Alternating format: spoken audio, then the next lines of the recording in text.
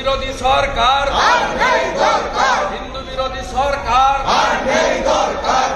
বাংলাদেশের অভ্যন্তরে এই সুদখোর মোল্লা ইউনুস তিনি জনপ্রিয়তা হারিয়েছেন এবং তিনি যেভাবে ওখানকার মানুষের উপরে ট্যাক্স চাপিয়ে দিয়েছেন আর নিজের করে খাওয়ার জায়গা গ্রামীণ ব্যাংক থেকে ট্যাক্সটাকে ছাড় দিয়েছেন। এই বদমাইশের ভন্ডামি যেন থামছেই না। নিজের রাজনীতির স্বার্থে আজ বাংলাদেশকে টার্গেট করেছে, যেন এর বাইরে আর কোনো ইস্যুই নেই। কথায় বলে, যে কুকুর ঘেউ ঘেউ করে সে কামড়াতে পারে না। শুভেন্দু অধিকারীও সেই ঘেউ ঘেউ করা কুকুর, যে শুধু চেঁচায় কিন্তু আসলে তার কথার কোনো মূল্য নেই। পশ্চিম বাংলার বিরোধী দলনেতা রাস্তার নেরি কুত্তা, সেই নেরি কুত্তা ঘেউ ঘেউ ঘেউ ঘেউ করছে। সেই নেরি কুত্তা শুভেন্দু অধিকারীকে বলতে চাই, যদি পারো ক্ষমতা থাকো সাতকাছিয়া 55 নম্বর ব্লকে একটা ফুটে এসে জিতে দেখাও, জানবো তুমি বড় নেরি কুত্তা, বড় নেরি কুত্তা, বড় নেরি কুত্তা।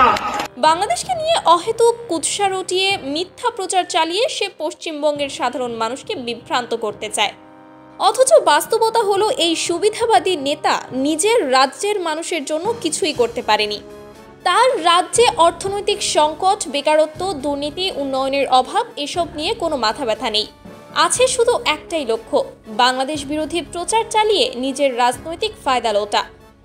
একজন রাজনৈতিক দালালের পরিচয় কি? যে নিজের স্বার্থের জন্য ক্ষমতার লোভে নিজের অতীত, নীতি, আদর্শ সবকিছু বিক্রি করে দিতে পারে। শুভেন্দু অধিকারী তার জ্বলন্ত উদাহরণ। একসময় যে দল তাকে গড়ে তুলেছিল, সেই দলকেই পেছন থেকে ছুরি মেরে এখন অন্যদের কাছ থেকে বাহবা কোরানোর চেষ্টা করছে। এই সরকার কাশ্মীরি জঙ্গি জাভেদ মুন্সির সরকার, হিন্দু বিরোধী মুসলিম লীগ 2 এর সরকার। তাই এই সরকারের বিরুদ্ধে আমাদের আন্দোলন চলবে। গোটা বাংলার হিন্দুদের কাছে বিচার রেখে দিয়ে আমি আমার কথা শেষ করলাম। বাংলাদেশের বিরুদ্ধে বিদ্বেষ ছড়ানোই তার একমাত্র রাজনৈতিক পুঁজি, যেন বাংলাদেশ এই অঞ্চলের সব সমস্যার মূল। কিন্তু সত্যটা সবাই জানে, বাংলাদেশ আজ এগিয়ে চলেছে। অর্থনৈতিক প্রবৃদ্ধি, মানব সম্পদের উন্নয়ন, প্রযুক্তি সব দিকেই দক্ষিণ এশিয়ার অন্যতম শক্তিশালী দেশ হয়ে উঠেছে। এটা মেনে নিতে পারছে না কিছু সুবিধাবাদী, যারা চায় দুই দেশের মধ্যে বিভেদ তৈরি করতে।